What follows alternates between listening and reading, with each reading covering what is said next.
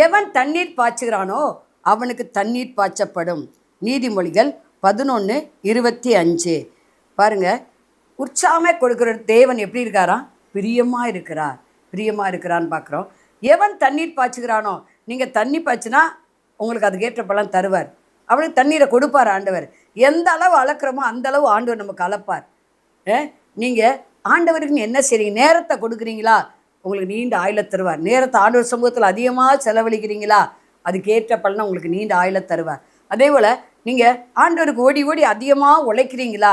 தேவ ராஜ்யம் அந்த அளவுக்கு பரவும். அதை நோக்கி ஆண்டவர் என்ன செய்வார்? மகிமைப்படுவார். கொடுங்கள், அப்பொழுது உங்களுக்கு கொடுக்கப்படும். நீங்கள் எதை விதைக்கிறீங்களோ அதை 100 மடங்கு நிச்சயம் என்ன செய்வீங்க? அறுப்பீங்க. கண்டிப்பாக அறுப்பீங்க. தண்ணீர் பாய்ச்சினா உங்களுக்கு தண்ணீர் தான் கிடைக்கும். ஒரு கலசம் தண்ணீர் கொடுத்தாலும் தன் பலனை அடையாமல் போவதில்லை என்று ஆண்டவர் சொன்னார். நிறைய பேர் வீட்டில் போனோன்னா செம்மு நிறைய தண்ணீர் தான் கொண்டு வருவாங்க பாருங்கள். சில வீட்டில் காணிக்கே கொடுக்க மாட்டாங்க. முழு நேர ஊழியக்காரங்களை நம்ம கனம் பண்ணி தான் ஆகணும். வெறுமனேன்னு அனுப்பக்கூடாது. ஏன்னா சுவிசேஷ ஊழியம் செய்கிறவன் அதிலே பிளப்பு நடத்த வேண்டும் என்று கர்த்தரே கட்டளையிட்டு இருக்கிறார் என்று 1 கொரிந்தியர் 9:14 வாசிக்கிறோம். நீங்கள் தண்ணீர் பாய்ச்சினா உங்களுக்கு தண்ணீர் கொடுக்கப்படும். நீங்கள் சாப்பாடு கொடுத்தீங்கன்னா உங்களுக்கு ஆண்டவர் சாப்பாடு கொடுப்பாரு. நீங்கள் பணம் கொடுத்தீங்கன்னா உங்களுக்கு பணமாக தருவார். நீங்கள் தங்கத்தை கொடுத்தீங்கன்னா தங்கமாக தருவார். நான் என் பிள்ளைகளுக்கு சேர்த்து வச்சுருந்ததெல்லாம் கல்யாணத்துக்கு வந்து என்ன செஞ்சேன்? தங்கம் என்னென்ன சேர்த்து வச்சோமோ ஆண்டவர் கிருபையால் எங்கள் வீட்டுக்கார் பிஸ்னஸ் பண்ணார்.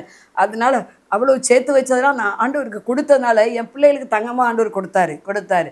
வெள்ளியாக கொடுத்தாரு. தேவோட ட்ரெஸ்ஸாக கொடுத்தாரு. எதெல்லாம் நான் அதுக்கு பிள்ளைகளுடைய வீட்டு அந்த ஆண்டவருக்குன்னு கொடுத்தனோ அதெல்லாம் கர்த்தர் பிள்ளைகளுக்கு கொடுத்து இன்னைக்கு ஆசீர்வதித்து உயர்த்தி வைத்துக்கிறார். எவன் தண்ணீர் பாய்ச்சுறானோ அவனுக்கு தண்ணீர் பாய்ச்சப்படும். பாருங்க, ஆற்றோரமாய் நடப்பட்ட நல்ல மரத்துக்கு ஒப்பாக இருப்பான். கனி கொடுக்குறவனாக இருப்பான். கனி கொடுக்குறோம். ஏன்னா தண்ணீர் இருக்கிற இடத்துல பாருங்க, இடம் செழிப்பாக இருக்கும். நீங்கள் தண்ணீர் பாய்ச்சுங்க, ஆண்டவருக்குன்னு ஏதாவது செய்யுங்க. கர்த்தர் உங்களை பூமியின் தூளை போல பெருக பண்ணி பூமியில் உங்கள் தலையை உயர்த்துவார்.